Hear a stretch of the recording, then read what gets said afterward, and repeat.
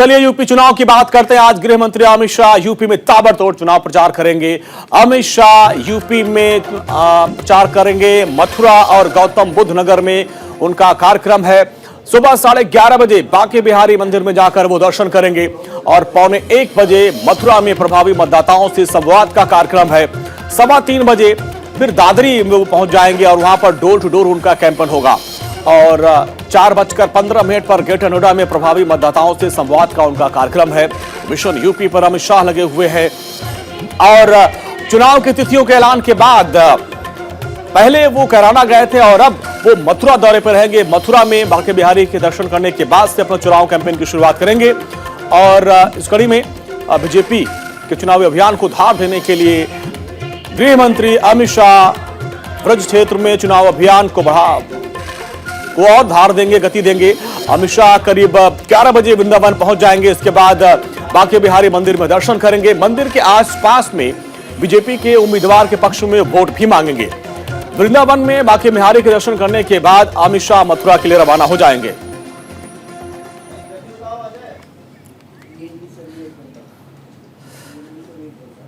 UP के रण में रक्षा मंत्री राजनाथ सिंह भी कूदे हैं और आज बागपत में उनका दौरा होगा। 10:30 बजे बागपत पहुंचेंगे रक्षा मंत्री राजनाथ सिंह, जहां पर अग्रवाल मंडी टटीरी के डीएवी कॉलेज में कार्यक्रम होगा, जिसमें व्यापारी सामाजिक संस्थाओं के पदाधिकारियों के साथ उनका संवाद का कार्यक्रम होगा।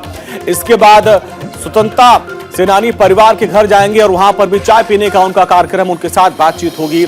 तो रक्षा मंत्री राजनाथ सिंह आज बागपत में हुंकार भरेंगे, डोर टू डोर कैंपेन करेंगे और अलग अलग वर्ग और समाज के लोगों से संवाद का उनका कार्यक्रम है। इसके बाद स्वतंत्रता सेनानी परिवार से भी उनकी मुलाकात होगी और खबर है कि स्वतंत्रता सेनानी परिवार के बीच राजनाथ सिंह जाएंगे, उनके साथ चाय पिएंगे, चाय पर चर्चा करेंगे। तो आज यूपी में बीजेपी के तमाम बड़े दिग्गज मैदान में उतर चुके हैं, डोर टू डोर कैंपेन करेंगे और चुनावी अभियान को धार देंगे। और इसी क्रम में रक्षा मंत्री राजनाथ सिंह बागपत दौरे पर रहेंगे और हमारे संवाददाता नमित त्यागी हमारे साथ बागपत से। नमित, आज महत्वपूर्ण दौरा है रक्षा मंत्री राजनाथ सिंह का। वहां पे तो पहले ये माना जा रहा है कि तमाम वर्ग के लोगों से उनकी मुलाकात होगी और स्वतंत्रता सेनानियों के साथ चाय पिएंगे, लेकिन इसके पीछे और जो एक बड़ा उनका एजेंडा है, जाटों को भी मनाना। देखिए बिल्कुल अंजनी, अगर हम खासतौर पर पश्चिमी उत्तर प्रदेश की बात करें, जहां पर 10 फरवरी को चुनाव होने और आज बीजेपी के जो तमाम दिग्गज हैं वो पश्चिमी यूपी के अंदर पहुंचे हैं। चाहे हम योगी आदित्यनाथ की बात करें जो बिजनौर में रहेंगे, अमित शाह की बात करें जो कि मथुरा के अंदर जो है लोगों से संवाद करेंगे। इसके अलावा राजनाथ सिंह का जो कार्यक्रम अब तक तय किया गया था उसमें सुबह का कार्यक्रम उनका बागपत का था, जहां पर मैं इस वक्त मौजूद हूं। इसके बाद 2:30 बजे का जो कार्यक्रम है वो मोदी नगर में है, लेकिन बड़ी जानकारी मैं आपको दे दूं कि कुछ कारणों की वजह से बागपत का जो उनका कार्यक्रम है उसको रद्द किया गया है। हालांकि अभी हमें जानकारी मिली है अंजनी, लेकिन यहाँ के जो तमाम लोग हैं वो हमारे साथ मौजूद हैं और इन लोगों की तैयारियां जो थी वो लगभग पूरी हो चुकी थी। नमित, आप बड़ी जानकारी दे रहे हैं, दर्शकों को बता दें, आप बड़ी जानकारी दे रहे हैं कि बागपत का दौरा फिलहाल रद्द कर दिया गया है। बड़ी खबर आप दे रहे हैं। देखिए बिल्कुल अंजनी, कुछ कारणों की वजह से राजनाथ सिंह का जो ये बागपत का दौरा है उसको रद्द किया गया है और अभी हमें जानकारी मिली है। यहाँ के तमाम जो लोग हैं, पहले उनसे बातचीत करने का प्रयास करूंगा। राजनाथ सिंह जी आने वाले थे लेकिन उनके कार्यक्रम को फिलहाल रद्द किया गया है। इसके अलावा उनका जो कार्यक्रम था वो यहाँ पर स्वतंत्रता सेनानियों से मिलने वाले थे, लेकिन फिलहाल बागपत के अंदर क्या माहौल आप देख रहे हैं? माहौल दामाजी का बिल्कुल ठीक है, भाजपा बिल्कुल फाइट में है, जीतेगी, बिल्कुल जीतेगी। दामाजी विकास पुरुष थे, हैं और आगे भी रहेंगे।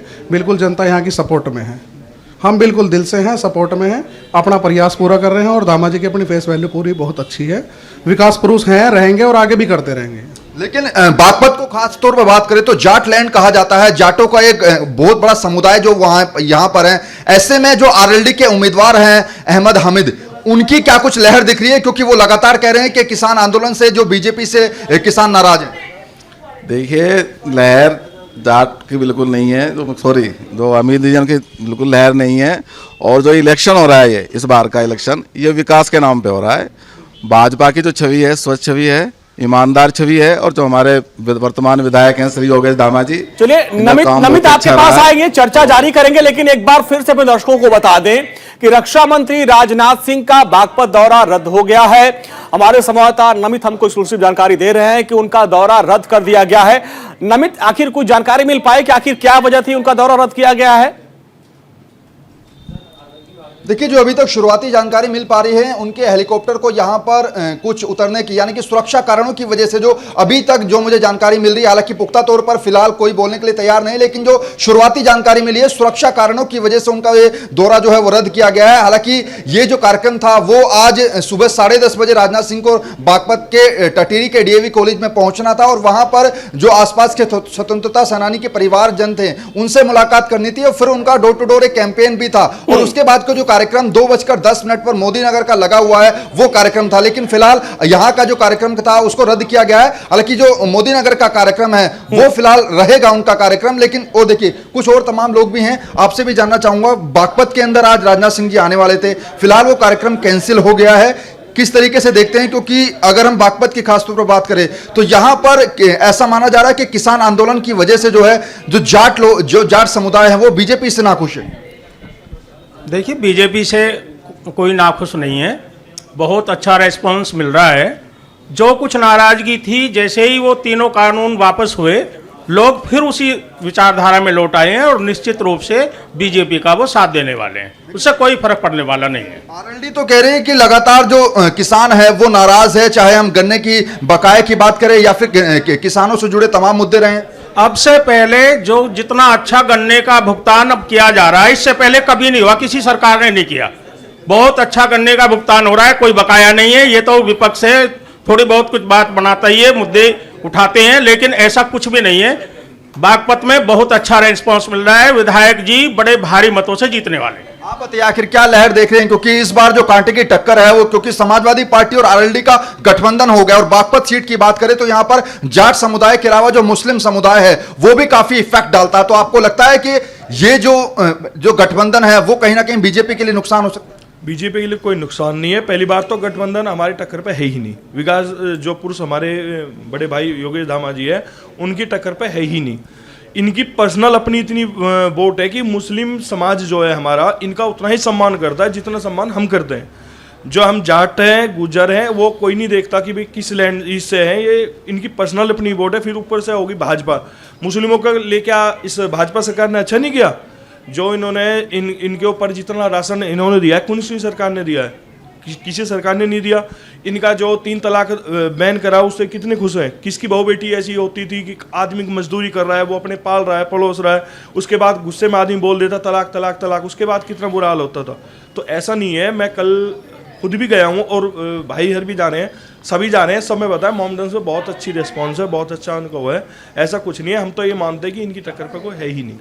आप बागपत के अंदर घर घर घूम रहे हैं, अगर हम आपकी बात करें तो फिलहाल बागपत के अंदर, क्योंकि अगर हम दो पार्टियों की बात करें, आरएलडी की और बागपत की, सेम जो टक्कर है, कड़ी टक्कर यहां पर देखी जा रही है। अच्छा, नमित एक सवाल ये भी इन लोगों से पूछिएगा, इस बार जो समीकरण बन रहा है, ये कहा जा रहा है कि जाट और मुस्लिम ये लोग एक हो गए हैं, क्योंकि जाटों को कहा जाता है ये बीजेपी के परंपरागत मतदाता हैं, लेकिन अभी अखिलेश यादव और जयंत चौधरी के एक होने के बाद माना जा रहा है कि जाट और मुस्लिम एक हो जाएंगे तो बीजेपी के लिए मुश्किल हो जाएगी। तो क्या माना जाए कि जाट और मुस्लिम वहां एक दिख रहे? देखिए, बिल्कुल सवाल मेरा आपसे यही है, क्योंकि जो गठबंधन हुआ है आरएलडी और समाजवादी पार्टी का, तो जो जाट है वो जो पहले बीजेपी के साथ हुआ करता था, वो जाट और मुस्लिम अब एक हो गए हैं। तो क्या आपको लगता है कि इससे बीजेपी को नुकसान होगा? क्योंकि अखिलेश यादव ये कह रहे हैं कि अब जाट और मुसलमान की जो जोड़ी है वो बीजेपी को हरा देगी। देखिए, यहाँ MY फैक्टर ये नहीं चलने वाला है, और ये जो चुनाव है ये विकास का चुनाव है, ये भाजपा का चुनाव है। जहाँ तक पश्चिमी उत्तर प्रदेश की बात करें, हम पश्चिमी उत्तर प्रदेश में रहते हैं, यहाँ की परिस्थितियों को भली भांति जानते हैं। अब से मैं अपनी 32-35 वर्ष की आयु में, अब से पहले सांसद क्या होते हैं, सांसद के क्या कार्य है, उन्हें जानता ही नहीं था। लेकिन अगर हमारे पश्चिमी उत्तर प्रदेश को 3S फॉर्मूला दिया तो भाजपा ने दिया। 3S फॉर्मूला से मतलब है संसद में सांसद को सतपाल सिंह जी ने जनाया, यानी कि भाजपा ने जनाया। उधर हमारे विकास पुरुष योगेश धामा जी हैं, इन्होंने जनाया। हम लोग तो संसद और सांसद को जानते ही नहीं थे, पश्चिमी उत्तर प्रदेश का चुनाव बिल्कुल भी जाति का चुनाव नहीं है। ये जाटों का, मुसलमानों का, हिंदुओं का, ब्राह्मणों का, इन सब चलिए चुनाव नहीं है, ये नमित, विकास का नमित चुनाव बहुत है। बहुत ये शुक्रिया इस पूरी भाजपा की बातचीत विकास के लिए। खबर पर नजर बनाए रखिए, अपडेट के लिए आपके पास आते रहेंगे। बहुत बहुत शुक्रिया इस पूरी बातचीत के लिए। ये तो रही यूपी चुनाव की बात। अब पंजाब चुनाव की बात कर लेते हैं। कांग्रेस के नेता राहुल गांधी आज पंजाब दौरे पे रहेंगे और जालंधर से अपने चुनावी अभियान की शुरुआत करेंगे। कार्यकर्ताओं को जीत का मंत्र देंगे। जालंधर से पंजाब फतेह के लिए वर्चुअल रैली भी करेंगे। 117 उम्मीदवारों से मुलाकात करेंगे। अभी तक जो नामों का ऐलान किया गया है। दरअसल 5 राज्यों में चुनावी तैयारियां जोर शोर से चल रही है। कांग्रेस के नेता राहुल गांधी अब मिशन पंजाब में उतरने वाले हैं और जालंधर से अपने चुनाव अभियान की शुरुआत करेंगे। जालंधर के मीठापुर से पार्टी के डिजिटल रैली को भी संबोधित करेंगे और पार्टी के नेताओं के साथ अमृतसर के स्वर्ण मंदिर में जाकर मत्था टेकेंगे। पार्टी के मुताबिक राहुल गांधी सुबह दिल्ली से अमृतसर पहुंचेंगे, वहां स्वर्ण मंदिर में मत्था टेकेंगे, पार्टी के उम्मीदवारों के साथ लंगर में प्रसाद लेंगे। दरअसल कांग्रेस पार्टी ने पंजाब की 117 में से अभी तक 109 उम्मीदवारों की घोषणा कर दी है और बहुत जल्द बाकी के नामों का ऐलान कर दिया जाएगा। और इन सब के बीच राहुल गांधी मिशन पंजाब पर उतरने वाले हैं। पंजाब कांग्रेस के लिए इसलिए भी खास हो जाता है कि पंजाब में उनकी सरकार है और इस बार उनके जो मुख्यमंत्री के चेहरे थे उस वक्त कैप्टन अमरिंदर सिंह, वो अलग हो चुके हैं। उन्होंने अपनी एक अलग पार्टी बना रखी है, बीजेपी के साथ गठबंधन कर रखा है। तो इस बार थोड़ी राह मुश्किल है और ऐसे में राहुल गांधी आज मिशन पंजाब में उतरने वाले हैं और सबसे पहले स्वर्ण मंदिर में मत्था टेकने के बाद वो अपने चुनावी अभियान की शुरुआत करेंगे और यहाँ पर अपने उम्मीदवारों के साथ वो लंगर में प्रसाद भी चखेंगे और फिर डिजिटल माध्यम से अपने कार्यकर्ताओं को संबोधित करेंगे, चुनावी कैंपेन की शुरुआत करेंगे। तो राहुल गांधी आज मिशन पंजाब में उतरने वाले हैं। और कुलवीर दीवान हमारे साथ, हमारे सहयोगी चंडीगढ़ से जुड़ गए हैं। कुलवीर, राहुल गांधी मिशन पंजाब में उतरने वाले हैं, क्योंकि इस बार की जो लड़ाई है वो कांग्रेस के लिए बहुत आसान नहीं है। कैप्टन अमरिंदर सिंह जो उनका चेहरा हुआ करते थे वो अलग पार्टी बना चुके हैं, बीजेपी के साथ गठबंधन में आ चुके हैं। आम आदमी पार्टी बहुत तेजी से ताल ठोक रही है। ऐसे में राह आसान नहीं और राहुल गांधी आज शुरुआत कर रहे हैं। बिल्कुल, कांग्रेस के लिए भी इस बार, क्योंकि तमाम राजनीतिक पार्टियों के लिए समीकरण जो है वो बदले हैं, हालात बदले हैं राजनीतिक, लिहाजा कांग्रेस के सामने भी एक बड़ी चुनौती होगी और राहुल गांधी का ये विधानसभा चुनाव के लिए पहला दौरा होगा। हालांकि कोरोना की वजह से क्योंकि प्रतिबंध है कई तरह के, लिहाजा कई तरह की रैलियां जो है वो हो सकती थी, लेकिन क्योंकि उन सभी पे रोक है और अब ये माध्यम चुना गया है कि वर्चुअल रैली जो है वो नेता कर सकेंगे और उसी कड़ी में आज पंजाब में आ रहे हैं राहुल गांधी। सबसे पहले वो स्वर्ण मंदिर में माथा टेकेंगे, क्योंकि स्वर्ण मंदिर जो भी कोई आता है पंजाब में, ये कहते हैं कि पंजाब की यात्रा की शुरुआत की यदि शुभता हो तो वो स्वर्ण मंदिर में माथा टेकने के से ही शुरू होती है और उसके बाद वो दुर्गियाना मंदिर जाएंगे अमृतसर में ही और उसके बाद भगवान वाल्मीकि मंदिर में माथा टेकेंगे। उसके बाद वो जालंधर आएंगे।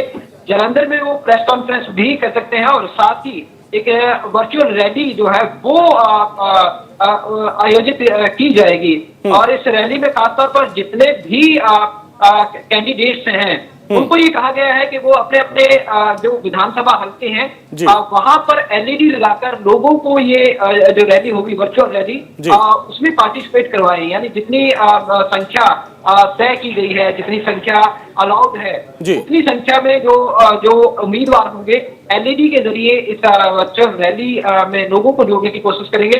खुद राहुल गांधी जालंधर से इस वर्चुअल रैली में शामिल होंगे और जब वो दुर्गाना मंदिर या फिर चलिए कुलवीर, बड़ी जानकारी आपने दी है, बहुत बहुत शुक्रिया इस पूरी बातचीत के लिए। वर्चुअल रैली करेंगे राहुल गांधी और सभी विधानसभाओं में जो उम्मीदवार है वो एलईडी स्क्रीन लगा के और वहां पे जो भी मानक है 300 200 जो भी संख्या के साथ बैठ के वर्चुअल रैली को संबोधित करेंगे राहुल गांधी। आगे बढ़ते हैं, अब उत्तराखंड की सियासत की बात करते हैं। उत्तराखंड से बड़ी खबर आ रही है। उत्तराखंड के मुख्यमंत्री पुष्कर सिंह धामी आज नामांकन दाखिल करेंगे, नामांकन भरेंगे और खटीमा से वो विधानसभा चुनाव लड़ रहे हैं और आज वो नामांकन पत्र दाखिल करेंगे। विधानसभा क्षेत्र खटीमा से वो बीजेपी के उम्मीदवार हैं और आज वो नामांकन भरेंगे। खटीमा सीट से उन्होंने चुनाव लड़ने का फैसला किया है और धमकी के नामांकन के साथ ही अब वो चुनाव मैदान में उतर रहे हैं। हालांकि उन्होंने कहा कि खटीमा की जनता उनको जिताएगी, वो चुनाव लड़ रही है, वो जिताएगी। और रोहित विक्रम सिंह हमारे संवाददाता देहरादून से हमारे साथ जुड़ रहे हैं। रोहित, बीजेपी की तरफ से आज मुख्यमंत्री नामांकन करने वाले हैं, और क्या उनके साथ साथ कुछ और दिग्गज भी नामांकन करेंगे या आज शुरुआत मुख्यमंत्री से होगी? जी देखिए अंजनी, आज मुख्यमंत्री पुष्कर सिंह धामी खटीमा विधानसभा सीट से जो नामांकन करेंगे। उधम सिंह नगर जिले में खटीमा विधानसभा जो सीट है वो उनका जो परंपरागत सीट है। मुख्यमंत्री के साथ इस समय नॉमिनेशन के समय जो भारतीय जनता पार्टी के जो प्रदेश अध्यक्ष हैं और एक आध बड़े नेता और मौजूद हो सकते हैं, क्योंकि चुनाव आयोग के जो गाइडलाइंस के अनुसार 2 ही पर्यवेक्षक जो है कैंडिडेट के साथ उपस्थित हो सकते हैं। तो लिहाजा कोई लाभ लश्कर या फिर गाजे बाजे के साथ नहीं, बिल्कुल साधारण तरीके से जैसे अन्य प्रत्याशियों ने नामांकन किया है तो वैसे ही मुख्यमंत्री भी अपनी विधानसभा सीट के लिए नामांकन करेंगे। और 11:30 बजे जो जानकारी मिल रही है वो मुख्यमंत्री पुष्कर सिंह धामी अपना नॉमिनेशन करेंगे। और सीएम पुष्कर सिंह धामी 2-3 दिन से ही अपने कॉन्स्टिट्यूंसी में मौजूद हैं, खटीमा में मौजूद हैं, और लगातार जो है उत्साह से लबरेज कहीं ना कहीं नजर आ रहे हैं। उनके जो वक्तव्य 2-3 दिन पहले हमने सुने हैं, और जो भारतीय जनता पार्टी ने अपना नया स्लोगन जो गढ़ा है, किया है, करती है, करेगी सिर्फ भाजपा, इसी के तहत इस बार जो भारतीय जनता पार्टी है चुनाव में जा रही है। 60+ सीटें और युवा सीएम का नारा भी भारतीय जनता पार्टी ने बुलंद किया है। बीजेपी को इस बार लग रहा है, क्योंकि वर्चुअल माध्यम से चुनाव प्रचार में जो भारतीय जनता पार्टी है अन्य दलों से बेहद आगे चल रही है। लगभग 2 हफ्ते से ही वर्चुअल जनसभाएं जो है उत्तराखंड की तमाम विधानसभा सीटों के लिए तमाम उत्तराखंड के बड़े दिग्गज नेताओं के द्वारा किए जा रहे हैं। मुख्यमंत्री की अगर कॉन्स्टिट्यूंसी की बात करें, उनके विधानसभा क्षेत्र की बात करें, तो उनके विधानसभा क्षेत्र में भी बहुत प्रचार प्रसार हो चुका है। हमने देखा है कि विजय संकल्प यात्रा के दौरान जब उसका समापन हुआ था तो केंद्रीय मंत्री नितिन गडकरी ने विशाल जनसभा को वहां संबोधित किया था। मुख्यमंत्री ने खुद एक विशाल जनसभा को वहां संबोधित किया था। और इसके पहले भी तमाम केंद्रीय मंत्री जो है खटीमा विधानसभा क्षेत्र में पहुंच चुके हैं। शहीद सम्मान यात्रा के दौरान भी तमाम केंद्रीय नेता जो है अलग अलग विधानसभाओं में पहुंचे थे। मुख्यमंत्री की अनुपस्थिति में उनकी जो धर्मपत्नी है गीता पुष्कर धामी, वो मोर्चा संभाली हुई थी, लगातार चुनावी कैंपेन और प्रचार प्रसार कर रही थी। मुख्यमंत्री को भी कई बार इस 1 महीने में अपनी विधानसभा क्षेत्र में जाने का मौका मिला। तो लिहाजा प्रचार प्रसार के मामले में भारतीय जनता पार्टी अन्य दलों से आगे चल रही है और उत्साह से लबरेज है। मुख्यमंत्री पुष्कर सिंह धामी 2 दिन पहले अभी प्रदेश अध्यक्ष मदन कौशिक ने अपना नॉमिनेशन किया था। आज मुख्यमंत्री अपना नॉमिनेशन करेंगे और इस बार का विधानसभा चुनाव जो है बेहद रोचक होने वाला है। अंजनी, ठीक है रोहित, बहुत बहुत शुक्रिया इस पूरी बातचीत के लिए। तो आज मुख्यमंत्री पुष्कर सिंह धामी नामांकन दाखिल करेंगे और जीत की पूरी उम्मीद उनको है। बड़ी खबर आ रही है झारखंड से। झारखंड के गिरिडीह में रेल पटरी पर ब्लास्ट किया गया। नक्सलियों ने रेल की पटरी को निशाना बनाया, ब्लास्ट करके उड़ा दिया, और जिससे रेलवे की लाइन क्षतिग्रस्त हो गई। कई ट्रेनें प्रभावित हुई हैं। अप और डाउन ट्रेनों का ट्रैक यहाँ पर विस्फोट किया गया है। घटना के बाद मौके पर प्रशासन पहुंच चुका है और बताया जा रहा है कि मालगाड़ी डिरेल हुई है, कई डिब्बे उतरे हैं और इससे आवागमन प्रभावित हुआ है। तो एक बार फिर से झारखंड में नक्सलियों ने कोहराम मचाया है और इसके पहले भी वो रेलवे ट्रैक पर निशाना बनाते थे। एक बार फिर से झारखंड के गिरिडीह से खबर है जहां पर उन्होंने रेलवे ट्रैक को उड़ा दिया। और शोपियां से इस वक्त एक बड़ी खबर आ रही है जहां पर सेना और आतंकवादियों के बीच मुठभेड़ की खबर आ रही है। एनकाउंटर में सेना के 3 जवान घायल हुए हैं। हालांकि अभी तक किसी भी आतंकी के मारे जाने की खबर नहीं है। सेना का सर्च ऑपरेशन जारी है और 2 आतंकियों को घेरने की भी खबर सामने आ रही है। 2 आतंकवादियों को सेना ने घेर रखा है।